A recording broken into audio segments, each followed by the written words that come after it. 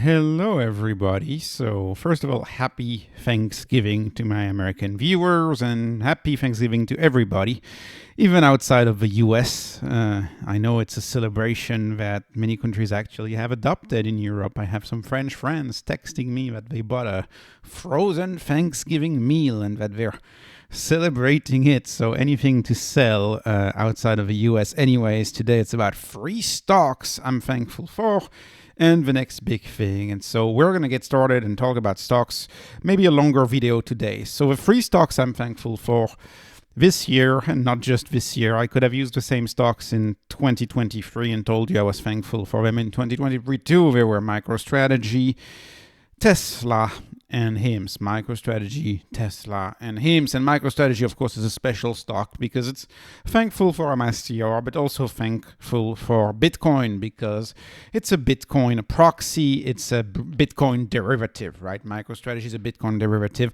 And what's so special about all these companies is that they've all beat the NASDAQ. Even Tesla. And Tesla hasn't done much. It really hasn't. It's 40%, 41%, let's call it. NASDAQ was 30% this year. MicroStrategy 640%, NASDAQ 30. HIMS 260%, NASDAQ 30. So they've all handsomely beat the NASDAQ. And if you were to be taking even a TQQQ comparison, TQQQ did a little bit above 60%.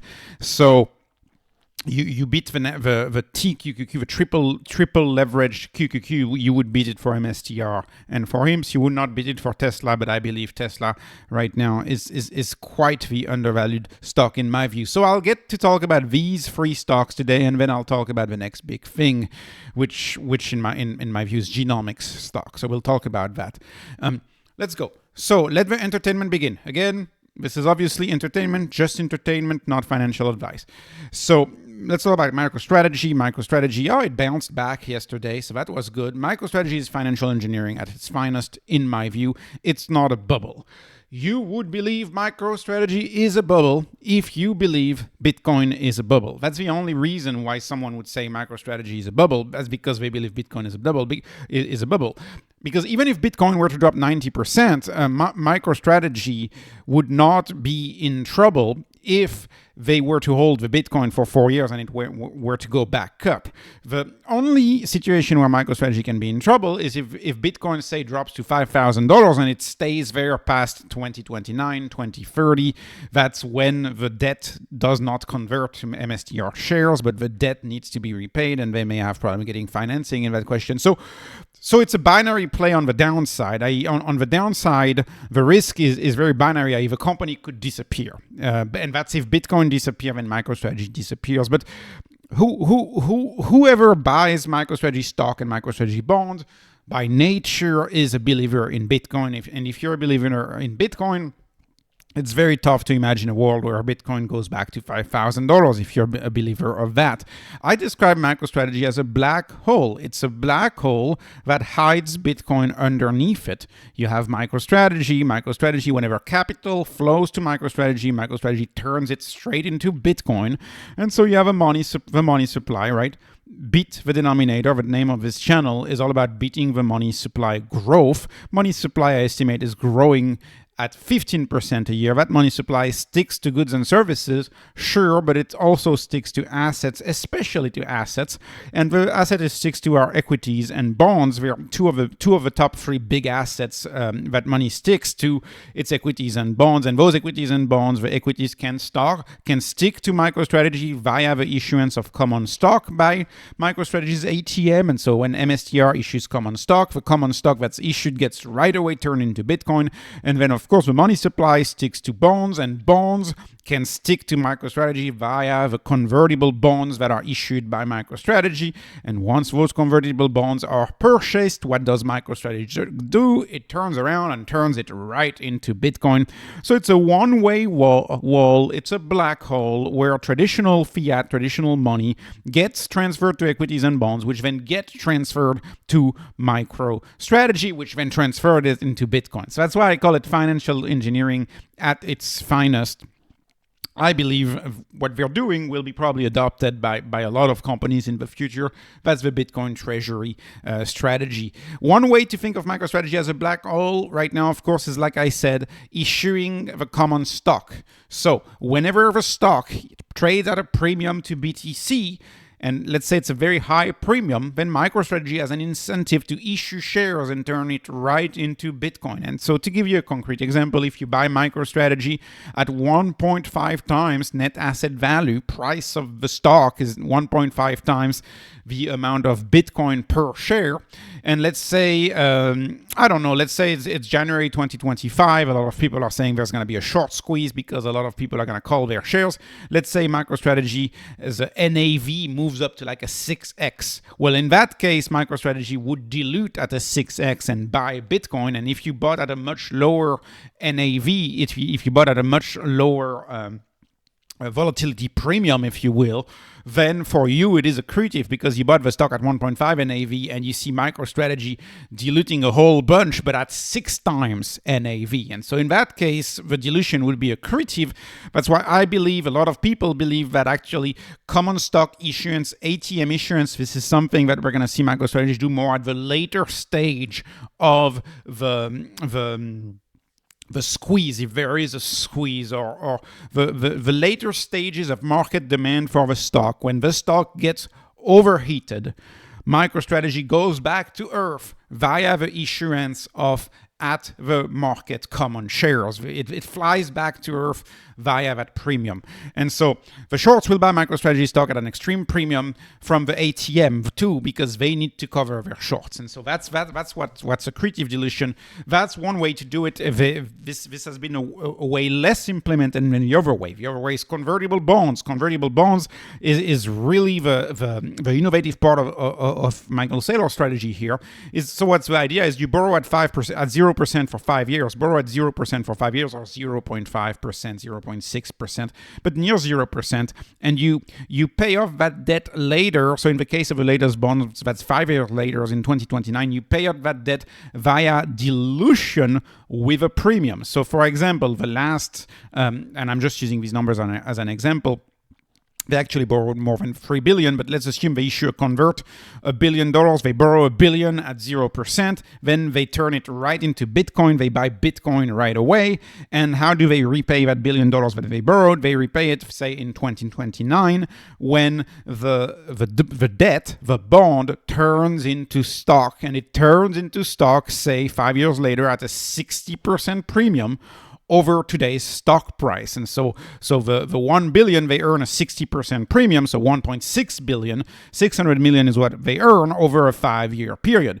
But MicroStrategy took that $1 billion, turned it into Bitcoin, and of course, because Saylor is so bullish on Bitcoin, Saylor believes that the Bitcoin is going to do, say, a 4x, a 400%. So Saylor ends up with $4 billion worth of Bitcoin and only pays $1.6 billion worth of Bitcoin. That's the way number 2 of a MicroStrategy black hole, which is the convertible debt, which is financial engineering once again at its finest. And so a lot of people say, well, what's going to happen? Once everybody does that, you're going to run out of bonds, right? Once everybody does that, these bonds are going to be less appealing. And to an extent, I agree.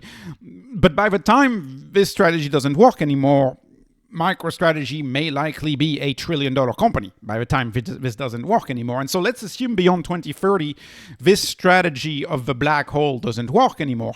Then you end up with a company with, I don't know how many percentage of the Bitcoin they could have, but a tremendous percentage of the Bitcoin.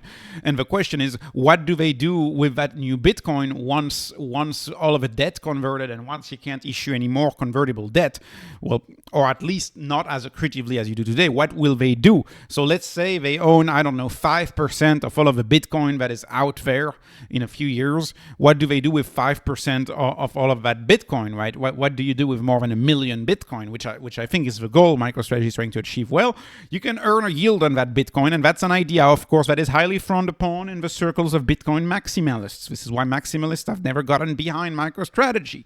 But in my view, there will be ways to earn a yield on the Bitcoin. And how will you earn a yield on the Bitcoin? Well, one chief way that you can earn a yield is by tokenizing the Bitcoin into another wrapped token, and you list it on another blockchain. For example, wrapped BTC is just Bitcoin trading on the Ethereum blockchain, and you earn some transaction fees for people using your wrapped Bitcoin.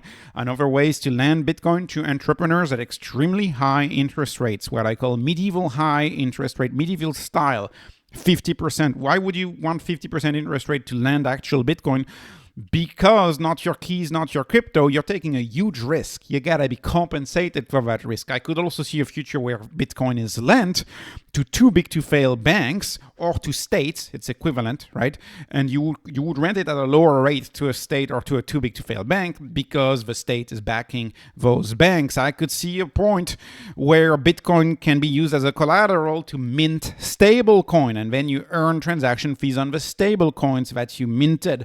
I could see a world where MicroStrategy, with all of the Bitcoin on the balance sheet, partners with, say, a Coinbase, a traditional broker, or Schwab, or whatever, and they start using the MicroStrategy Bitcoin and say whatever stock, Apple stock, and then you create a liquidity provider token, a LP token that you list on a decentralized exchange, and you earn yield on the pair. So you could imagine MicroStrategy pledging, I don't know, 100,000 Bitcoins to pooling in these decentralized exchanges, and you create those pairs, and you can pool those pairs, and you earn a yield on the pair. If you're into crypto exchanges and decentralized exchanges, you know exactly what I'm talking about. I could entirely imagine MicroStrategy do that. And Bitcoin, of course, may be the backbone of the next financial structure of other blockchain, other Web3 apps, etc. AI apps are going to use blockchain. And so we can't really envision all the ways that you can use that Bitcoin to earn a yield, but there will be many ways to use that Bitcoin to earn a yield.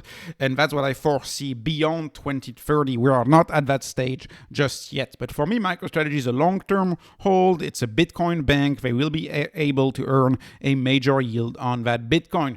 Let's move on. Let's talk about Tesla stock. Tesla, you know, on the Discord, on the Patreon, and in my comment section, people tell me, oh, this company is so overvalued, it's objectively overvalued. Well, maybe if you use next year, maybe if you say, oh, next year sales are going to be this much, and then I calculate my usual ratios, and then, you know, I get a little horrified if I use next year. But you know what? You know which stock works even less for my usual undervalued spreadsheet? MicroStrategy. MicroStrategy works even less than that. So it's important to not be confined to just a spreadsheet. Not all stocks can be analyzed the same way.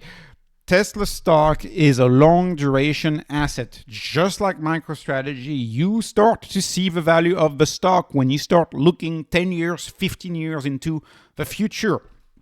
In my view, Tesla is tremendously cheap compared to where it will be 10 or 20 years from now.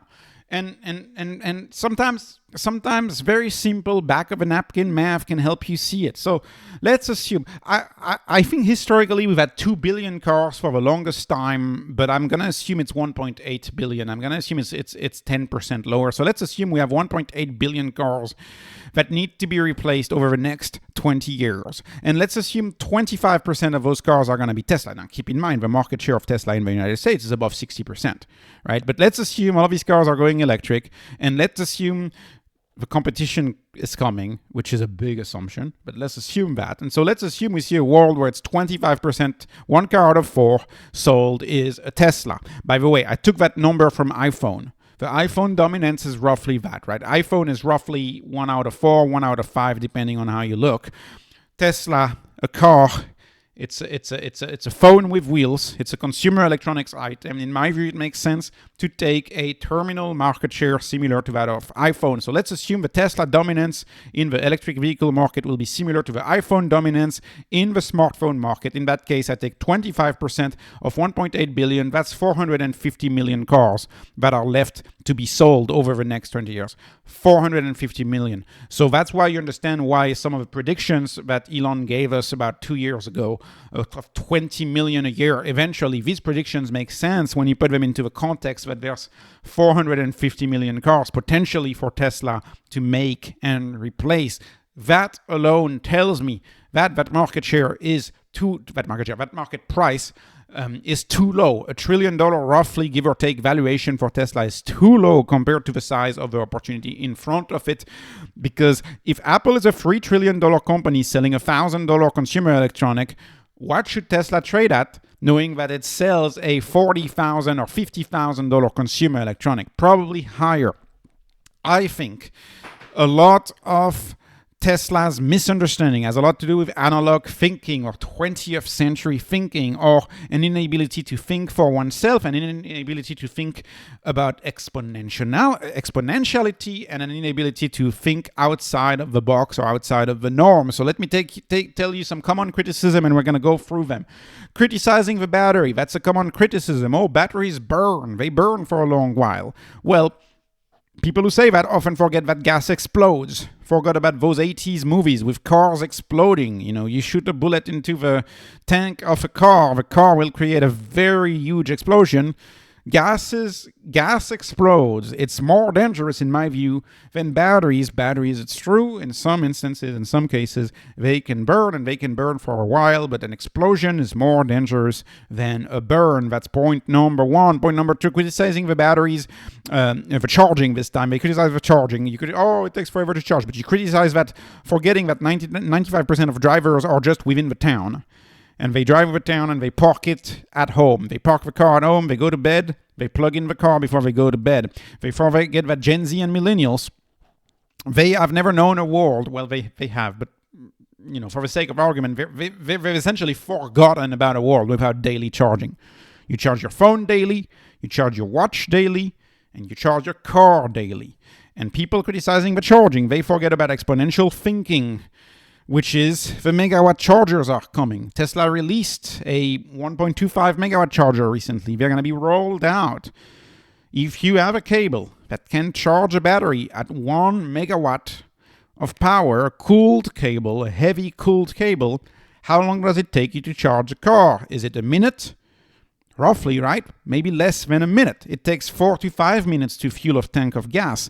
With high-powered chargers, it's going to be faster to charge an electric car, and people still don't realize that. And I have more to say about that. Criticizing the range, another common criticism of electric cars. Forgetting about the fact that, 95% of drivers are within the town, so range doesn't matter. All right, 200 miles is enough if you stay within your town. It's perfectly enough. They forget about that on a road trip. Typically, if you're driving for 4 hours, typically you're going to want a bathroom break. The time that it takes to charge your Tesla is the time that it takes for you to take a bathroom break. And they forget about exponential thinking, the 1,000-mile battery. Look at Lucid, the battery size of Lucids. Tesla is battery constrained, so Tesla right now is still leaving the battery size at around 400 miles. But just know that a future where batteries are 1,000 miles and more is sooner than we think, because those batteries are getting exponentially better. And so I have no issue imagining in 2035 a battery with 1,000 mile of range. And in that case, you double the range of a gas car. They criticize self-driving. They use early flows. They don't realize that if you talk about self-driving and if your information about it is more than a month old, then your data is obsolete. You got to judge self-driving with data that is less than a month old. If you're using last year's information, then your criticism is moot, because last year's information is perhaps one order of magnitude not as good as the information that you got 2 weeks ago. So, and you also have the issue with self-driving is that you also have a lot of a legacy auto who pay ads to tell you it's dangerous, to tell you it's bad. We all remember those Super Bowl ads.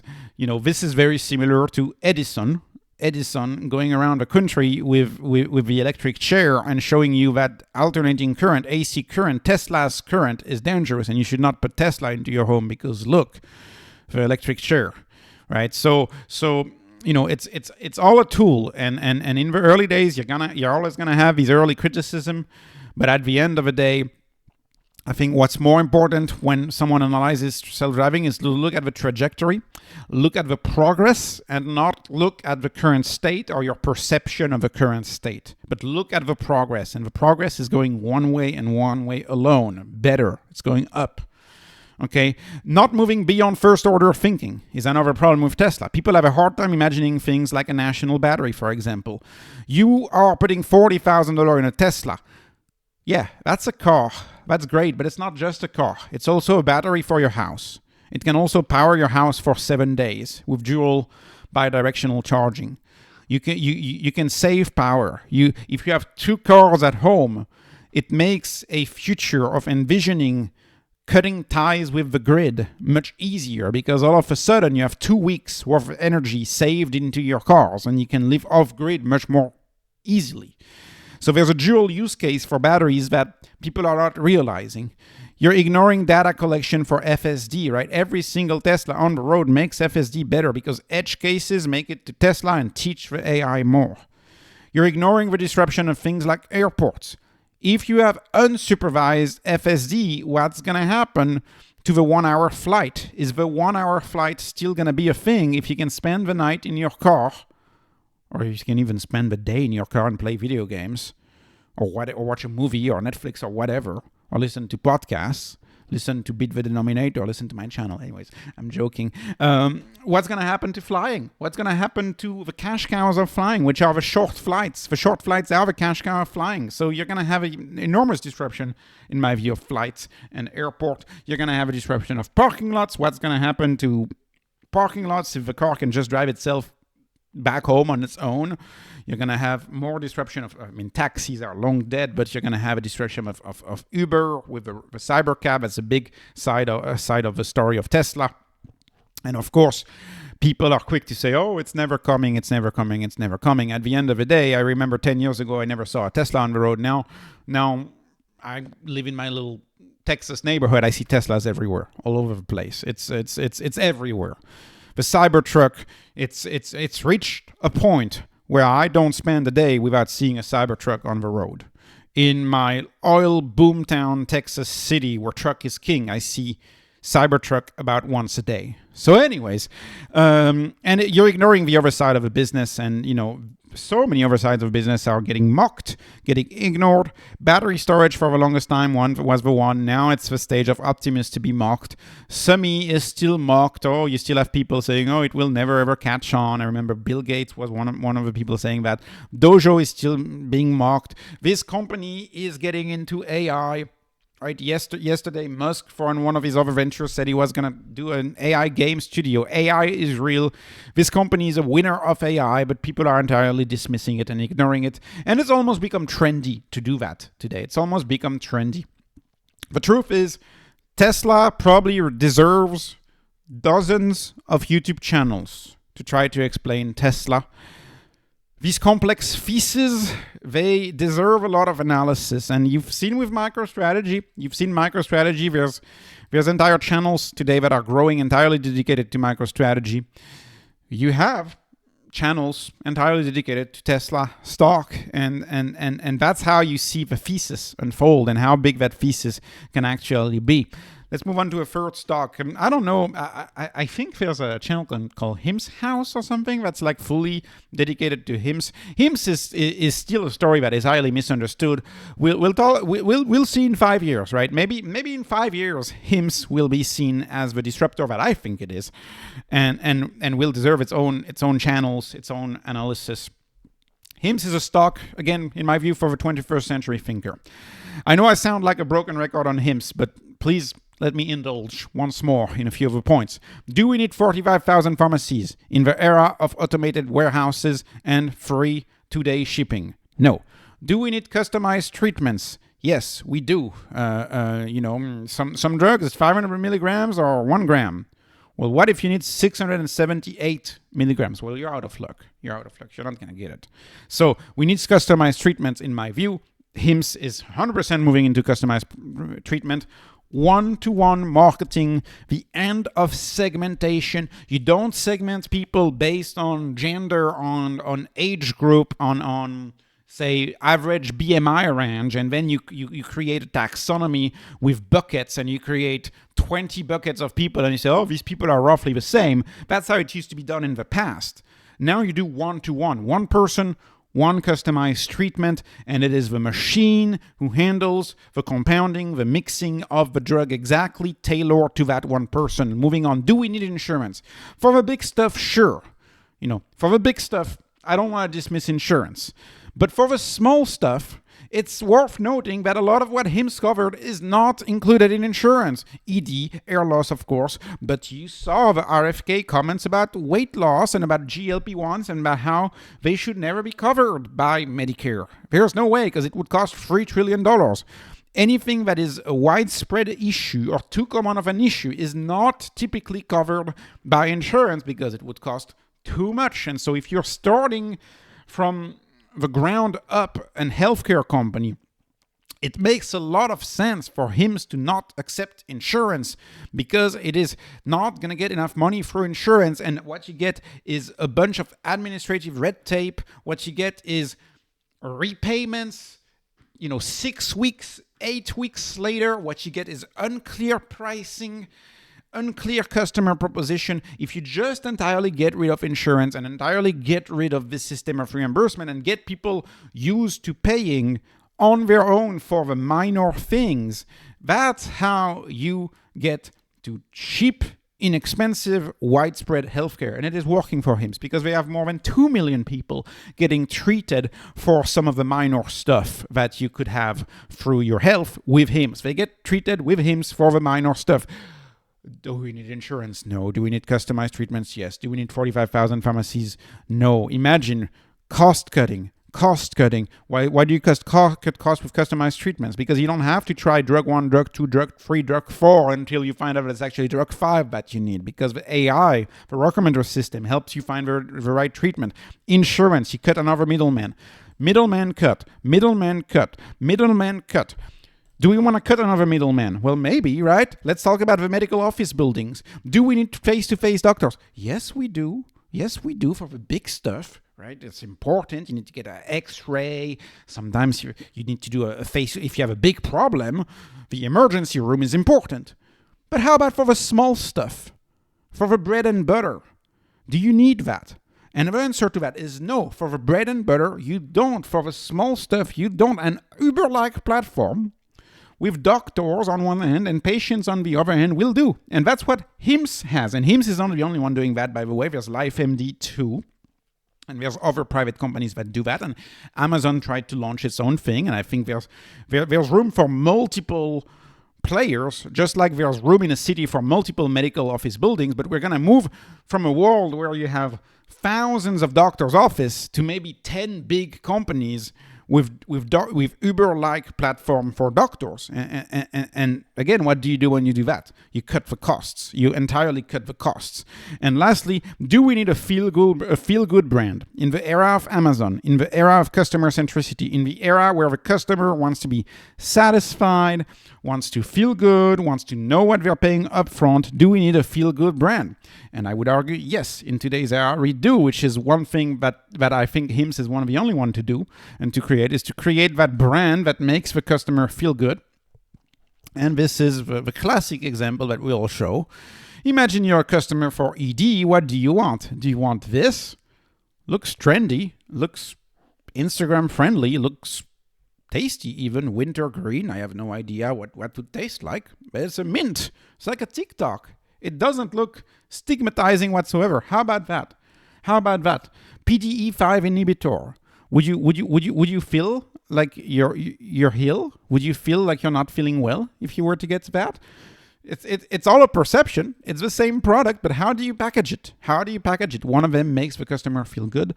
The other one, I believe, does not make the customer feel good. The other one makes the customer feel like a patient, feel like they need to have something fixed.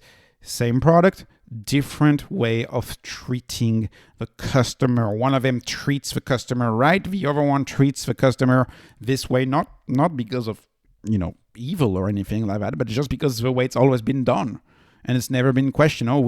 We always have these scary everything, and it's the way we've always done it, and we're just gonna keep doing it because it's the way it's always been done. Because nobody paused in the industry to wonder whether it was a good idea to package a product like that. You do it like that because it's the way it's always been done. So that's why I think HIMSS is very innovative, and this is the only company that I think is taking this customer-centric approach to repackaging the pills and the drugs to increase patient adherence. More importantly, though, HIMSS could become, and this is going to be another video I'm working on, it could become the first vertically integrated health company. What do I mean by vertically integrated? Well, we know they're going to manufacture generic Saxenda, generic liraglutide. They hired Teva's former CEO as their board member, and they acquired this lab in California, and they're working on making their own generic liraglutide. And that's a GLP-1, by the way, of course. So when they do that, you're manufacturing the treatments. Boom, that's one chunk of the business. You're not treating with Teva, and you don't pay Teva Pharmaceuticals margin. You keep the margin for yourself because you make it in-house. How about branding and marketing those treatments? Right? You don't use ABC, CBS, linear TV to market your treatment. You don't use any of that. Use your own unaided brand awareness eventually.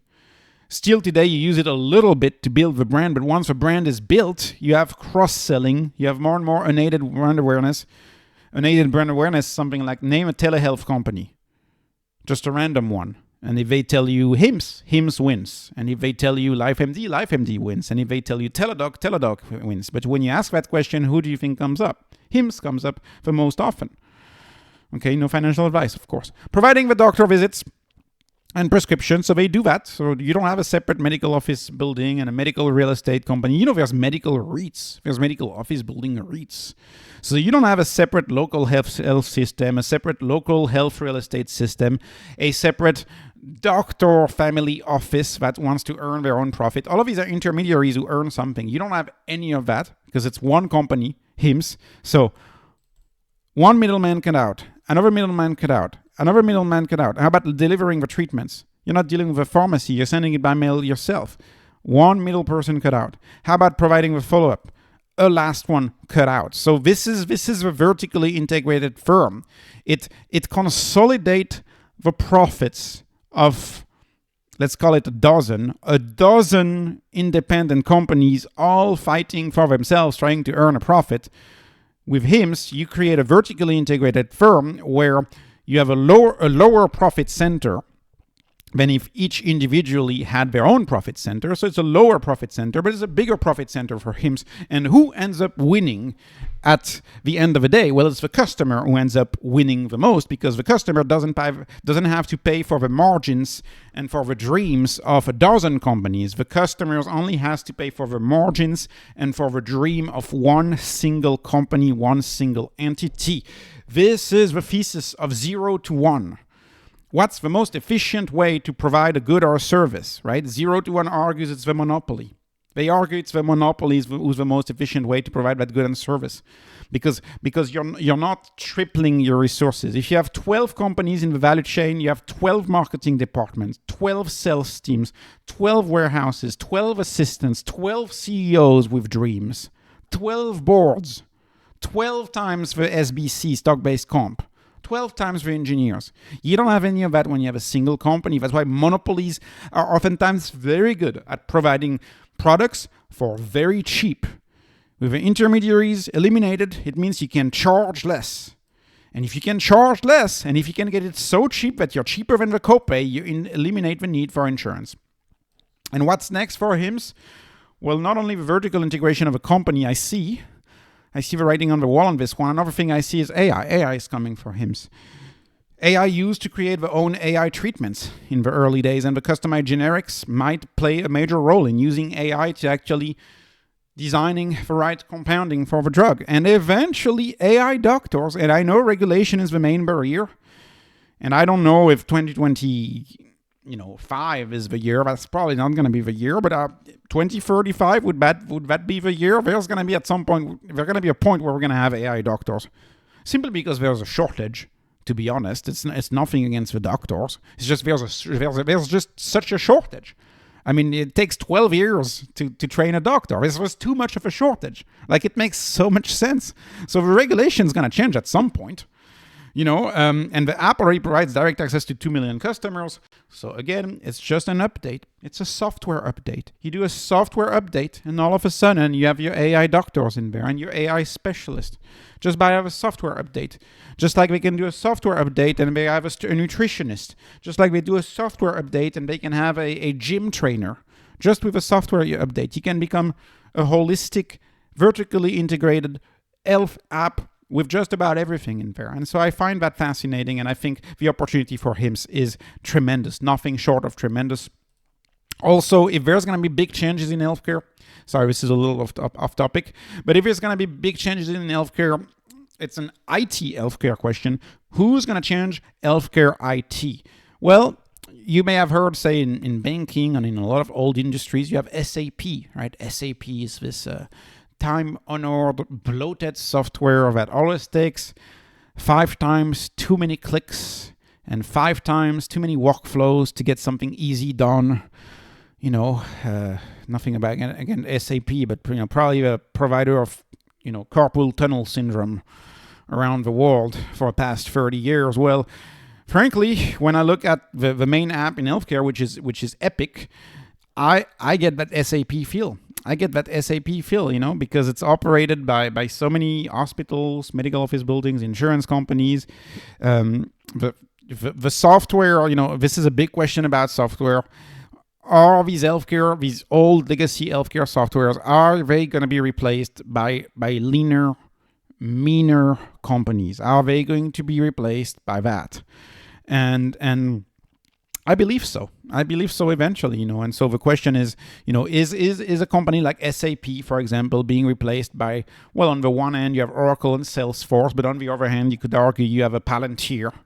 Are they going to be replaced? And are they going to be replaced by people building their own data apps on top of, say, I don't know, a Snowflake, and then you're just building your own in-house software and you're not running SAP? Well, you got to ask yourself, are the hospitals going to do the same thing and just undercut the software company who, you have 13,000 employees. Well, guess what? 13,000 employees for Epic, that's extremely bloated for a software company. That is a lot of people for a software company. And it becomes an impediment to change and to how quick you can do it. And, I looked at some of their AI initiatives. If I look at their generative AI and the cool stuff now, the problem is that the AI initiatives of a lot of these legacy companies, they are at odds with the next big thing in AI, which is AI agents. I recommend you watch my video on ServiceNow. I did a video on ServiceNow about how it's entirely changing the company to become an AI agent company. Look at the Jensen Huang interviews where he talks about, NVIDIA, we're 30,000 employees. Yeah, I look forward to a day where we're 50,000 employees, but we have 100 million AI agents, 100 million AI agents. Companies are going to go full into the AI agent world. But the problem is, how do you implement a company based on AI agents? How do you sell to, I don't know, your nursing department or your engineering department? How do you sell them the fact that it's going to be AI engineers? And you're going to be able to adopt this product. It's a great product. You're going to be able to fire everybody, and then you'll fire yourself too with this product. How do you get that adoption going? Well, most of the time you don't. Most of the time it's an outsider who has to adopt, because the insider is never going to adopt, is never going to buy a piece of software that is designed to replace you. And when I look at the Gen AI initiatives of Epic, they put the people at the center of these initiatives. So they put the most costly element of healthcare, the administrator, at the center of the initiative. And that's why I think a lot of outsiders are going to have just companies with a bunch of AI agents, just a few engineers or a few very highly skilled managers controlling AI agents. And, of course, if you look at the top apps in healthcare, well, you'll be probably interested to see that HIMSS is number 14.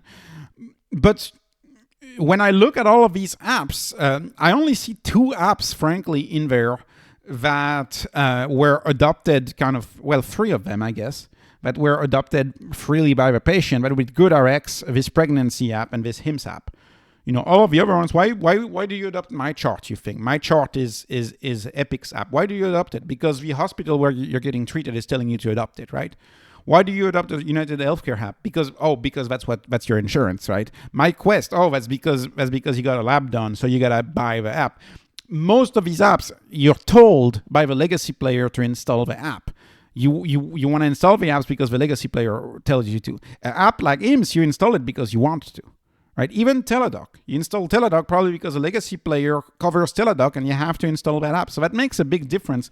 And I anticipate that HIMSS, so a company with 2 million customers, I anticipate that they will move up the ranking in there. And I don't know if they'll get into the top 5, but they definitely could at some point because they just have a grassroots adoption of a product. It's not a top-down adoption of a product. You know, HIMSS, it's the customer who chooses HIMSS. It's not your employer who happens to have Blue Cross Blue Shield, and then Blue Cross Blue Shield, you know, puts you in contact with a hospital that uses Epic, and then you have to use Epic. Think about who chooses Epic, right? It's the whole millions of customers for HIMSS, for example, versus dozens of customers for very large companies that sell mostly B2B. So, anyways, let's talk about the next big thing, and I hope I was able to make a case for not make a case. It's not a case. This is just a Thanksgiving video here, just telling you my excitement. I hope I was able to entertain you by telling you why I'm so excited about MicroStrategy, why I'm so excited about Tesla, why I'm so excited about HIMSS. Now I want to tell you about the next big thing. So when I try to see at the biggest opportunities out there, well, there's 2 very big opportunities that I think most people see. At least in the high return investment world, in the world where we want to have high returns. So one of them is the finance revolution. The finance revolution is that's the blockchain. That's all of the world of finance is going to move to blockchain. But it starts with Bitcoin, and it starts with redefining money as the hardest thing to create. What do we mean by the hardest thing to create? We mean the thing that takes the most energy to create. It used to be gold.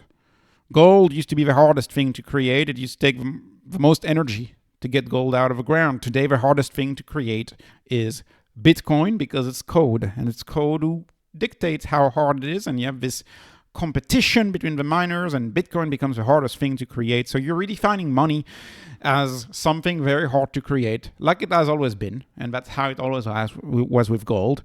And you're moving away from that to a world where money is very easy to create because of double entry accounting, and the bank creates a debt and creates a credit, and the money is credited because a debt was created on the other hand of a ledger, right? So you're moving from something money ruled by the laws of thermodynamics again, away from money ruled by the laws of proximity to the money printer and special privileges, which is the commercial banking system, right? They have the special privilege to create money. People are catching on to that. And also, since money is the hardest thing to create, you're resetting the return expectations for the enterprise. And so that means that a lot of enterprise that are not earning that minimum hurdle rate, and we can debate what that hurdle rate is. You know, some people say it's 50%, some people say it's 30%. You know, it's in my view, it's probably somewhere between 15 and 30%. And so what that means is that any company that doesn't earn a return on equity above 15% probably doesn't have a reason to exist. So what that means is that you're going to have a lot of disruption because of the redefinition of money. And so it's going to lead to very interesting things where it's going to be a blockchain like a Solana, as opposed to a banking system, insurance system, etc. You know, you're going to have Tether, not Goldman Sachs. You're going to have DeFi blockchain, not banks. And you're going to have Web3 apps, not big companies.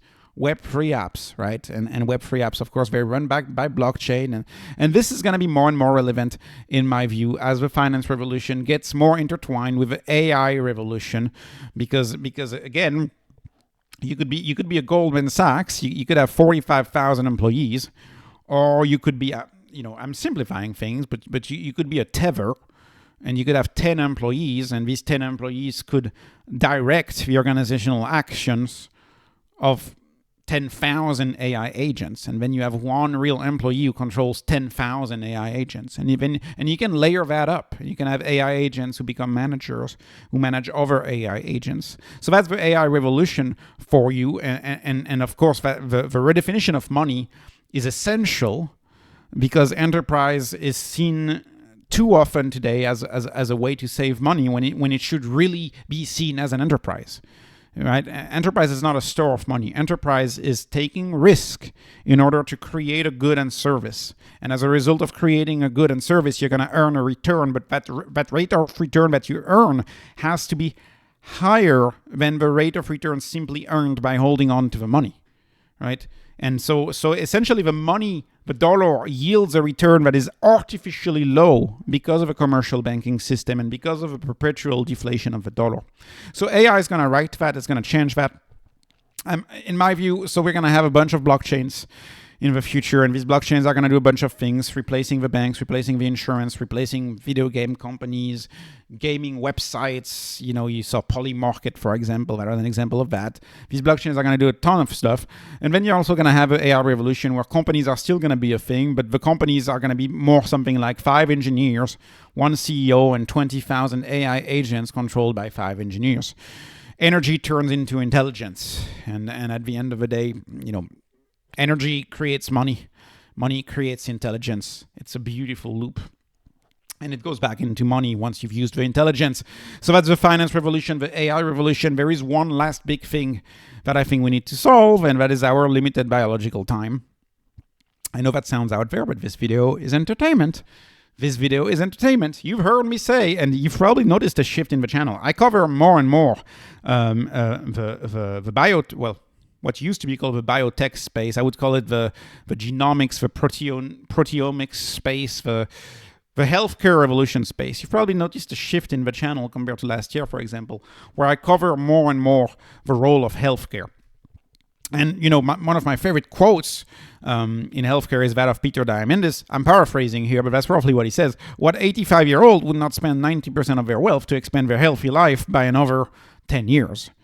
Right? What person in their 80s wouldn't spend millions of dollars to expand their healthy life?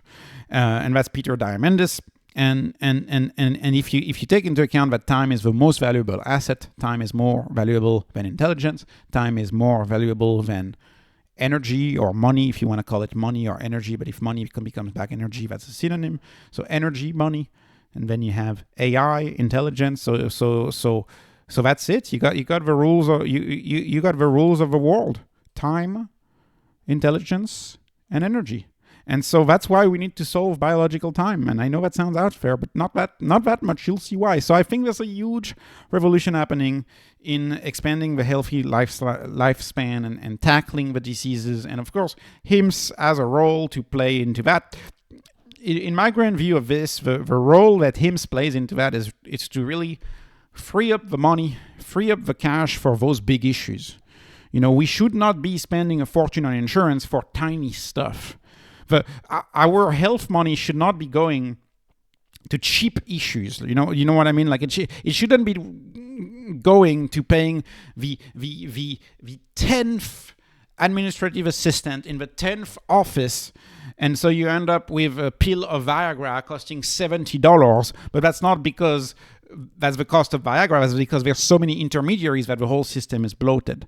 But the healthcare money should go towards really those next gen revolutions, which is not what HIMSS does, but HIMSS makes it so that the money can be freed and liberated, the energy can be freed and liberated and sent towards working these really true endeavors, which are about solving some of the most hurtful diseases to society and to us. And so for a Thanksgiving video, I guess this is where I'm very thankful as to where the world is headed. I'm thankful for these companies and what they're doing. So let me just go talk about some of these companies and what they're doing. So my Patreon members, if you follow me on Patreon, I've been posting a lot about my buys on GenMab. When I think about GenMab, I'm like,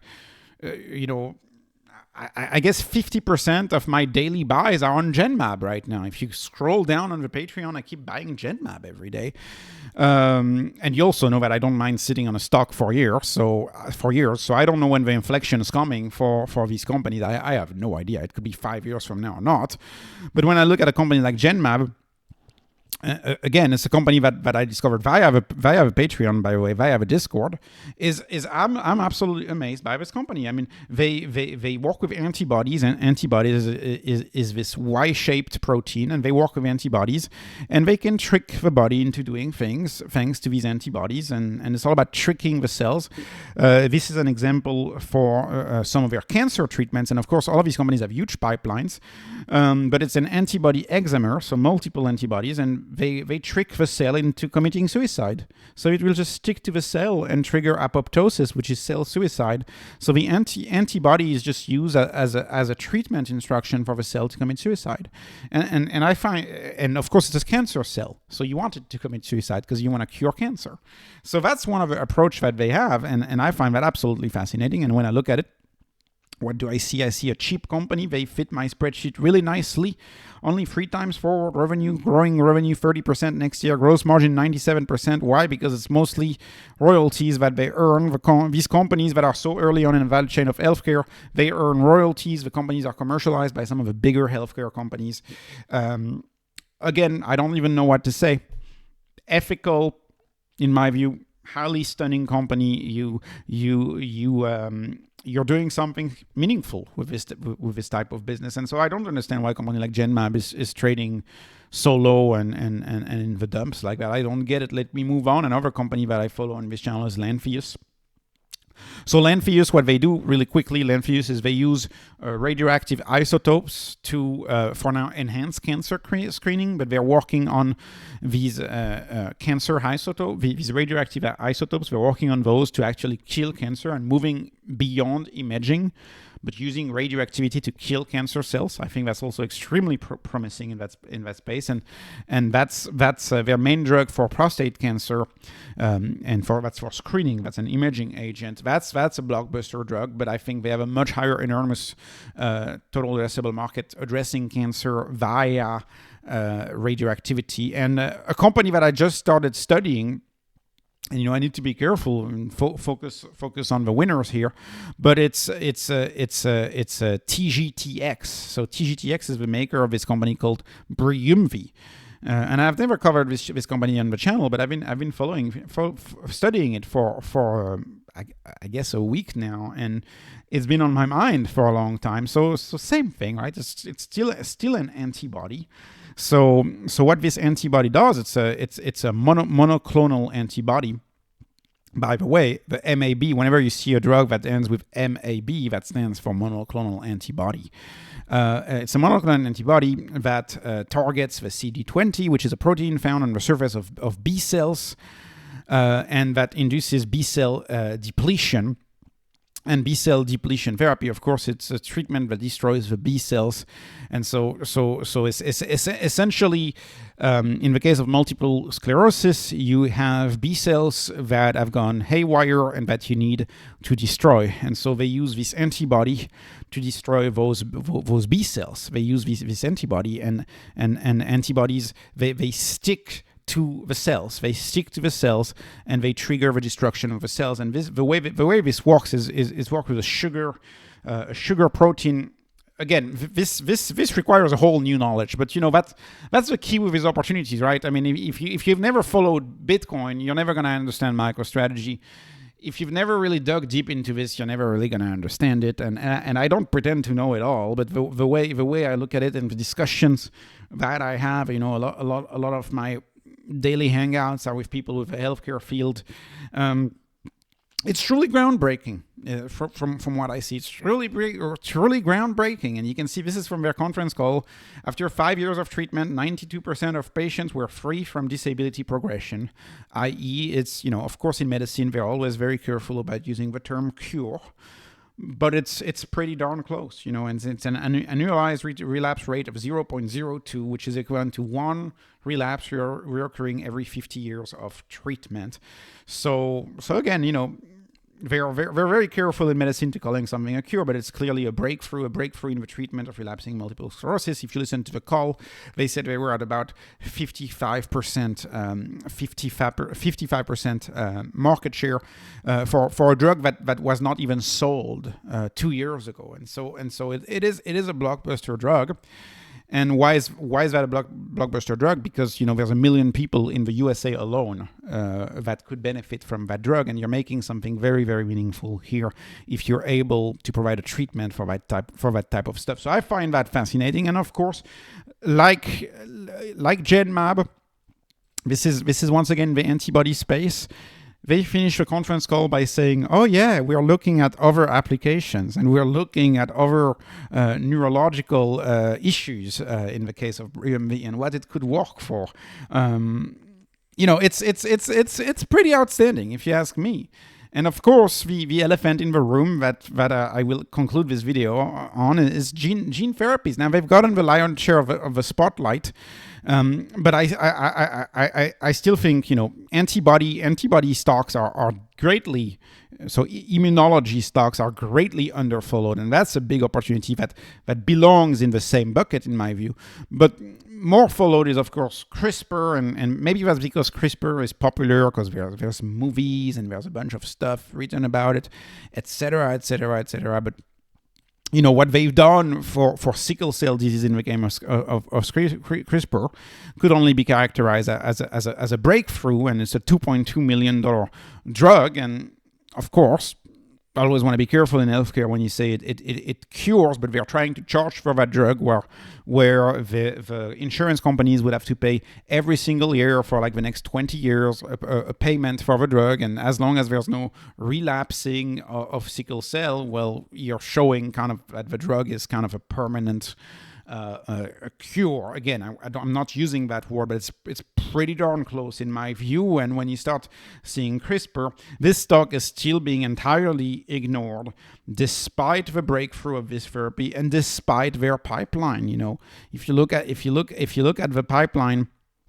you know, hematological cancers, you're getting into some huge market. And what struck me with that company is when they started talking about diabetes, and of course, the analysts, they hear diabetes, their brain starts to tick, and they ask, oh, I heard you say type 1. Do you mean type 2 diabetes could be treated by that?